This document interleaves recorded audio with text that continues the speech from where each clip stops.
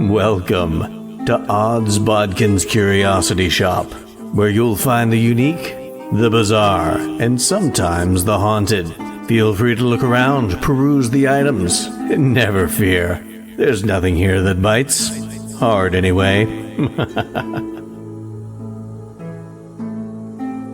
Hello there. Welcome back to Odd's Bodkins Curiosity Shop. I am your shopkeeper, Chris Baker, and today we have an interesting item in a part of the shop that we've been in recently. This is the section of the shop that houses many dolls, marionettes, puppets, things of a haunted and very dubious nature. And if you look over here at this one in particular, this is a Raggedy Ann doll, and this doll has been the subject of many a horror story, from Annabelle to the subject of today's episode. And it is not just the Raggedy Ann doll, but the Raggedy Andy, her brother, as you'll see sitting beside her. So without further ado, let's pull out the mutoscope and take a look at the new season of the Amazon Prime series, Them, the Scare. So the first season of Them came out in, 2021, and it was going to be an anthology series, and it was going to be a horror anthology series that focuses on the Black experience. And I thought, that's really cool, because I think, there is a lot of Black horror out there today. I think, there's not as much as there could be. And I think an opportunity to see horror from the Black perspective, I think any perspective, I think it's a good thing, and really interested to see what some of these stories were going to entail. And the first season of Them, I ended up not really enjoying all that much.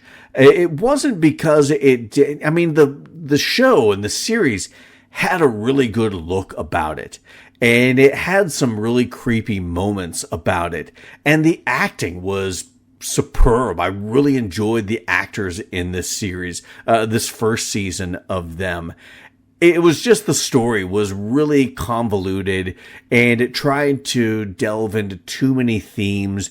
And I get it. If you're talking about the Black experience, you have to talk about racism. I mean, you don't have to, but you're going to get that 9 times out of 10. And this set in the 50s, and it dealt with things like redlining and racism of that era, of that decade. I just, I understood it, but I really didn't enjoy the fact that it was so one note in the depiction of racism, very broad strokes, like every white person in the season was a racist. And to me, that's just not true. That's not true to reality. Not every white person is racist. So that, as a white guy, that didn't turn me off to the show. I think I could have lived with that if the story were done better, but the story, like I said, was just too convoluted and tried to delve into too many different themes, and I just didn't enjoy the first season of Them very much. And we get this in 2021, 2022 comes and goes, 2023 comes and goes, and I really didn't hear much about whether they're doing another season of Them. I know this got a lot of lackluster reviews from both Black and white reviewers and critics. So I wasn't sure if we were, and then next thing I know, I'm flipping through some of my streamers to see if there's anything new out there to talk about and watch for the show. And I see Them has a new season out. Them, the Scare is what this second season is called. And I'm like, okay, I didn't really care for the first season, but I'm certainly going to give a second season a chance, especially when I see, some of the actors coming back for this second season. Deborah Arendy, who played the lead female character in the first season, she played Livia Emery. She's back as the lead character in this. You had a couple other characters that show up later, but we'll talk about that. And I thought, oh, this is going to be kind of like American Horror Story, where, it's an anthology series and they have actors coming back to play different roles. I thought, oh, that's cool. I'm always down for that. It's one of the things I really enjoy about American Horror Story, even though some of the seasons I don't enjoy as much as I enjoy the cast. So I thought, okay, I'm digging this. I like her as an actress. I thought she did really good in the first season. We'll see what she does with this new character in the second season. And then the twist at the end, and we'll talk about spoilers here in a minute, but the twist at the end, I thought, oh, that was really kind of brilliant, and I really enjoyed the twist with her character towards the end of the season. But it's about an LA cop set in the early 90s, like hot off the heels of the Rodney King beating. And you got a lot of turmoil and uproar in LA at the time. And she is a cop, a black female cop, in the midst of a police force that has a lot of white guys, and there's a lot of connotations as to the white officers that perpetrated the Rodney King beating. It's just a hotbed of tension that you're putting this main character in right off the bat before you show any ounce of horror. So I thought that was a good way to set up this character and this story. And then you mix on top of that a serial killer that is on the loose, and these crimes that have almost a supernatural nature that she's trying to solve, and how they may or may not be linked to her past. And I thought it was a really interesting story. I liked how you had these serial killer murders, but you weren't sure if they were perpetrated by like a person, a man or a woman, or if they were supernatural. They seem supernatural in nature, but everything leading up to a certain point kind of points to, well, maybe it is kind of just a regular serial killer, and that's going to be the horror, a very real, grounded horror.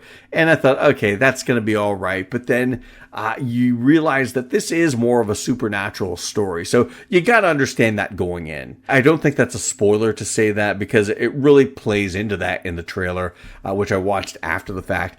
So I think if you go in knowing that there are going to be supernatural elements to this, if you're not into that sort of thing, you may be disappointed that there is a supernatural element to this. But I want you to really enjoy it for what it is. And this was a really good season. I really enjoyed the acting, the look, the way they handled race in this and racism felt a little more nuanced than it did in the first season. The first season felt very blanket. Every white person in the season was a racist. This didn't feel like that, even though you did have a lot of racism depicted in this. It didn't feel so like blanket, lacking nuance. And I appreciated that, because I'm certainly not one that is going to deny that there is not racism all over the place, even to this day. But I don't think every white person is a racist, just like I don't think every black person is this, or every Asian person is that, or every Native American person is another thing, or every Arab person is a certain thing. I think that lacks nuance, that lacks facets, and that to me is kind of ignorant. I liked how they handled racism in a more realistic way. You have characters like the Wayne Knight character, which is wonderful seeing him show up in this. I don't think he was a racist character. He may have had some moments where he came across a little bigoted, but he always felt like he was on the side of our main character, Detective Don Reeve. And I like that, you did have some racist moments with racist characters, but it didn't feel like every white character in this was out to get our main black protagonist. So I enjoyed that. I thought that was a better handling of the race issue with this. And to be honest, where the first season had some scary moments, some creepy moments, this really had some creepy, scary, bizarre things all throughout the season, which made it much more enjoyable from a horror standpoint. It wasn't the black torture porn and exploitive viewing that the first season was. There again, this was a little more nuanced. And I don't want to talk anymore in vagaries. We're going to get into some spoiler territory. So if you haven't watched Amazon Prime's Them, The Scare, the second season of Them anthology series, go check it out and then come back and hear my thoughts on this. If you have watched it, or you don't care about spoilers, we're going to press on into some spoiler territory. So now that we're in some spoiler territory, I can really talk about some things that I really enjoyed about this season. One were the two main characters. And there were a lot of really good characters in this and a lot of good actors. Pam Grier was in this, and Pam Grier, I always love her because she is one of those actresses that she does and can do the critically acclaimed stuff, but she has also never shied away from genre. And that's one of the things I respect about her as an actress. When you have the success that she did, like with Jackie Brown, you could say that, I'm saving myself for the upper tier, more award worthy movies and shows and stuff like that. She could have done that, but she didn't. I mean, she's gone on to do countless things in genre, and Ghost of Mars. She did an episode of Monsters. And she's been in, she was most recently, I didn't care for the movie, but I liked her performance, that Pet Sematary Bloodlines. She was in that. So an actress that I've just absolutely adored. And I love the fact that she is a world-class actress, but she's not so big, or at least she doesn't feel like she's so big that she can't do stuff like genre, horror, fantasy, science fiction. And I love actors that are just open to doing good roles. And I thought this was a good role. The character I don't think was as fleshed out as I would have hoped it would have been, but she plays Athena Reeves, and she is the adopted mother of our main character, Dawn, who doesn't realize she's adopted until about halfway through the season. But Pam Grier plays this character, a complicated character, a character that I don't think got a fair shake, when she tells Dawn that she is adopted, and Dawn just gets mad at her and doesn't really understand the reasoning why. And you get later that maybe there is a good reason why Dawn should have been upset with her adoptive mother because of something she did with giving away her brother. That's understandable. But at the time, you feel like she is unjustly being maligned because, she adopted this girl and brought her out of an abusive foster situation. So a really interesting character. I wish we could have got a little more of her. Maybe not delved into her character more, because they did delve into the character quite a bit. I just wish we could have got more of Pam Grier on the screen. Jeremy Bobb plays Detective Ronald McKinney. I loved him as Alec Pelly in The Outsider on HBO. Love the character in the book and in the TV series, the limited series. He's really good. Plays the despicable racist cop who gets his comeuppance. The character felt a little necessary to begin with, but then ultimately was not a necessary character, although it did make a convenient way to explain what happened, even though it's not how it went down, but it gets our main character, Dawn Reeve, off the hook. And Jeremy Bobb does a really good job with this. Joshua J. Williams plays Kel, the son of Dawn, and he was a good young actor. There again, didn't get a ton of stuff, but the stuff he did get, I really enjoyed. There's one scene where it's a vision that Dawn is seeing, so it's not actually Kel, but it is Kel looking like he's possessed by the Edmund character.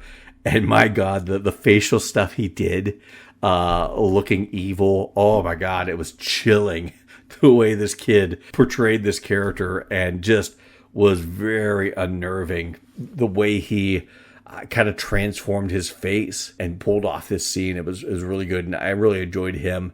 But like I said, the two stars of the show that really make this season work is Deborah Ierindi, plays Detective Dawn Reeve, and Luke James as Edmund Gaines.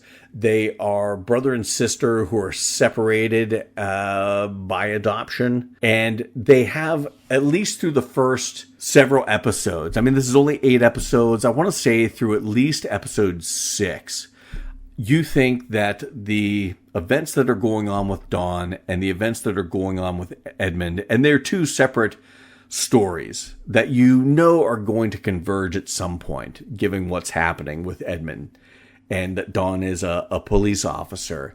But then, you get that revelation. I think it was in episode 6, maybe it was in episode 7, but you get that revelation where the events that are going on with Edmund are a couple years in the past of what we're seeing with Dawn, which is actually in the present that we're watching. And it was such a neat reveal. And then they had that reveal that they are twins and that their adoptive mother, Athena, she gave up Edmund because he was a handful and her husband had just died. And while Dawn got the good life with the good adoptive mother, Edmund went back into the foster system with an abusive foster mother. And then, he was fostered by this white couple that once they had their own kid, he kind of got kicked to the side. And it just made for a really interesting reveal once you get the revelation that these two are brother and sister, that they are twins, that they were separated, that the events that Edmund are going through are actually events from the past, and that this revelation that what is going on is supernatural and it's the ghost of him that is killing all these people. And I loved Deborah Irinde as Dawn Reeves. I thought she played, she plays a very likable character, but she also plays a tough character that's not going to take any shit. And she is a strong female character, but she's not perfect. She makes mistakes. She doesn't do things the way she's supposed to. She doesn't follow the rules, and she suffers for that. So I like the realness of her character, and her portrayal of it was spot on. But honestly, to me, the star of the show was Luke James as Edmund Gaines, because, it's the character that is so interesting and so complex. And his performance is, again, like Deborah Irinde with Dawn. He is spot on with his performance of Edmund. And this is a character that you really feel sorry for him. You empathize with him at first. And you get that slow revelation, all the cracks in the armor. He seems like a good guy that's just working at this like Chuck E. Cheese knockoff. But once he's an aspiring actor, he's just not that good at it. And there's a lot of racial connotations at the beginning, like, maybe he's not black enough. And they delve into that a little bit. They put their foot in the water, but don't really dive in on those sorts of themes. But it's touched on there. And you see the slow progression of this guy breaking down, trying to find himself and breaking down in the process, and finding that the self that he's best at is not good. When he starts identifying with this serial killer character that he's trying out for the part for, and trying to like scare his girlfriend at the time and scaring people at the place he works at, and that leading him into actually committing murder before taking his own life. It was just a very complicated character that at varying points in this progression into madness and to murder, you still feel sorry for this guy. That, deep down, he's probably not a bad guy. He's just a victim of the circumstances that he's in. I use the term victim loosely. Everyone has a choice in how they react and how they live their life and the choices that they make. But, he feels like he's pushed to this point, and it delves into generational trauma that really is nailed home at the very end of this during the finale, which we'll talk about here in a little bit. But the character of Edmund was just a wonderful character, wonderfully played by Luke James. And for me, the most enjoyable part of this horror story was the horror of the Edmund Gaines character, this descent into this demonic place that brings his spirit back as this Raggedy Andy looking visage of horror. It was just very interesting and so nuanced and so multifaceted and so complex. And it really was probably one of the better parts of this season. That was already a really good season with the story that they were telling and the way they were telling it. But him as a bad guy to Don Reeves's foil just was a wonderful aspect of this series and this season. And I loved how this ended, because you got that revelation that the eldest daughter of the Emery family from the first season, Ruby Lee Emery, played by Shahandi Wright Joseph, she reprises her role. She's a little bit older now, so she looks a little older than she did in the first season.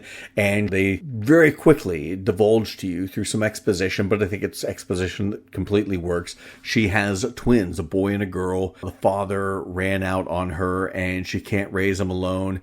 She kind of vaguely references what she went through, and they do some flashbacks to what her character went through. And it very much was a kind of a mirror of what Edmund kind of had a bit of a story arc where it felt like he wasn't black enough. And the Ruby Lee character in the first season of them had a story arc where she felt like she was too black, and it's almost like she envied white people and wanted to be white. A lot of self-loathing there. So she kind of vaguely references what she went through, and she can't raise her kids while she's still fighting these sorts of demons. So she hands them off to the woman that became the foster mother for them and became abusive. And there again, it all is generational trauma. The trauma that Ruby Lee went through is handed down to her kids because, she couldn't raise them, didn't feel like she could raise them, hands them off to a foster mother who in turn becomes abusive and puts trauma on these kids. Don forgets it, but Edmund very much remembers it and is living out his life as a result of that trauma that continued with him, and he is dealing out trauma of his own. Hurt people hurt people. And it's that sort of generational trauma that I think is one of the main themes of this season, and it really kind of drives that point home when you have that revelation that Ruby Lee is actually the mother of Dawn and Edmund. And there was such a wonderful scene at the end of the season, an end of that last episode, where Dawn is looking at a picture of her and her brother, and she finds that there's a picture stuck to the back of this photo, and she peels it off and sees it's a photo of her mother and her grandparents. It's a picture of the family from the first season of them, and she sees how she's the spitting image of her grandmother, the Livia, the Lucky character from the first season. And then you get that blackface minstrel character from that first season showing up and singing that song he sings with that was a huge part of the first season. You see him singing that to her, and you wonder how that plays out with this character. I don't think we see this character continue on in the next season. I think we go down a different route. This is an anthology series. Whether it'll have a tie to season 2 and season 1, I don't know, but it is an interesting way to end this, because it is, there again, some of those ghosts of the past, some of that trauma from the past rearing its ugly head, and of course that generational trauma theme that this season in particular really emulated. But I really liked season 2, The Scare. I don't care for the name. The Scare just seemed kind of like it was scary. It did have scares in it. I don't think it shows any imagination. I don't know how it's supposed to tie into the story other than just kind of a generic way. It just feels like kind of a generic throwaway. We got to call this season something. We'll call it The Scare. Because there was nothing in the series that tied the title into it, I don't think. But all in all, that aside, that's just a little nitpick. I really enjoyed this season. I thought The Scare did have some scares where, like, the first season had some creepy, scary moments. It was so convoluted and just so much they're trying to tackle so much in one 10-episode season that the storytelling became drug out, and it just became like too much. There was too much torture porn. There was too much story. There were too many themes. They were trying to cover too much territory. It just became overwhelming. and not enjoyable. Whereas this, they really kept the themes focused.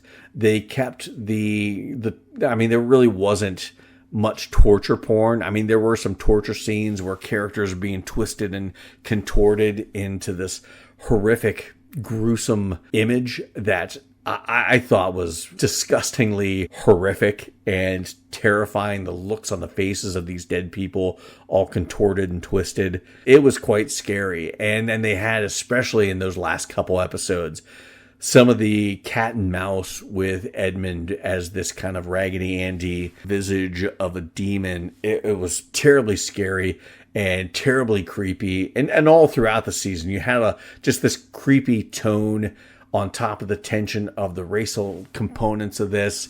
And I just really liked this season. I really enjoyed it. The acting was really good. You know, the actors that I mentioned, even the actors I didn't mention, there were a ton of really good B and C actors and characters that really did a good job. I thought the needle drops in this were really good. A lot of 90s hip hop and R&B, and I really enjoyed that. I thought the cinematography on this was just phenomenal. They had some really great shots, and they played with color, especially with the color red. I think that kind of mirrored the red of Raggedy Andy's hair. They tie that in because before Ruby Lee leaves her two kids, she gives Dawn a Raggedy Ann doll and Edmund a Raggedy Andy doll, and that ties into the characters. But I think the red is emulated from that hair and blood, and there were some really stunning visuals with a lot of color, a lot of play on light and dark. The visual of this was worth the watch just by itself because it was just a beautiful, some of these scenes so stunningly beautiful to watch in its horror that you just couldn't take your eyes off of it. And so I really have to give a tip of the hat to the cinematography and the direction on this. You had a lot of really good directors and writers. I thought this was a really good story. Of course, Little Marvin, the creator of this series, and did a lot with writing in the first season. He wrote the first episode and the last episode. You had a lot of other really talented writers in there. You had a lot of really talented directors. Little Marvin directed the 7th episode, which was probably one of my favorites. One of Us Is Gonna Die Tonight, I thought was really good and had that horrific scene with Pam Grier. And Ty West even not makes an appearance, but he directs the final episode, the season finale, The Box. And that, again, another really good episode. But like I said, every episode written very well and directed very well. You had a lot of good practical and digital effects. I mean, there was some digital blood that was a little, digital blood, CG blood is always hit or miss with me. Mostly miss, but sometimes a hit. It was what it was, but then they also had a lot of practical effects and a lot of really good digital effects in those contortion scenes with bones breaking and cracking and arms twisting and turning. It was disgusting. I like how they laid the groundwork for everything that the Edmund ghost did. They laid the groundwork for that in the one murder he had when he was alive, where he broke the guy's bones, and they break in a similar way as he is a ghost looking for vengeance or whatever he happens to be looking for. It wasn't really redemption, but maybe redemption, maybe just love of family, somebody that he could call his own. And that revelation, or that resolution, I should say, that Dawn finally gets the real Edmund out of this demon mode and sees him as her brother. And that was really interesting. But for as much as I didn't care for that first season of them, and I was afraid, because when I first heard of this series coming out, I thought, okay, I'm really looking forward to this. And then that first season of them, The Covenant, I was really disappointed by it. It just didn't enjoy as much as I wanted to. I was really afraid, okay, this is going to be an anthology series where I just, kind of like American Horror Stories, where I want to like it a lot more than I actually do. And season 2, The Scare, proved that wrong, because I really did enjoy this season top to bottom. I thought this was a good season. It was scary top to bottom, stunning visually, and the sound design and the score, everything worked with fantastic acting, directing, and writing. Really was. There again, not a season without fault or without problems, but if I were to sit there and go over those things, it would be just nitpicking. I really enjoyed this season, and hopefully you did as well. So I want to thank everyone for listening to my thoughts on season 2 of the anthology series on Amazon Prime, Them, the Scare, and check it out if you haven't. If you have, hopefully you enjoyed it as much as I did. And you can find out more about what's going on with Bodkins Curiosity Shop by checking out our Instagram and Facebook page. We're always posting about horror, fantasy, and science fiction, as well as leaving those reviews. 5 stars would be awesome. Whatever review you leave, we do appreciate that. And please like, follow, subscribe to this podcast wherever you happen to be listening to it, your platform of choice, and share it with anyone that you know that loves horror, fantasy, and science fiction. So until next time. Thank you for visiting Bodkins Curiosity Shop. We hope that you found something to your liking and visit the shop again soon. But even though you may come back, you never really get to leave Bodkins Curiosity Shop. Ha ha ha ha ha ha.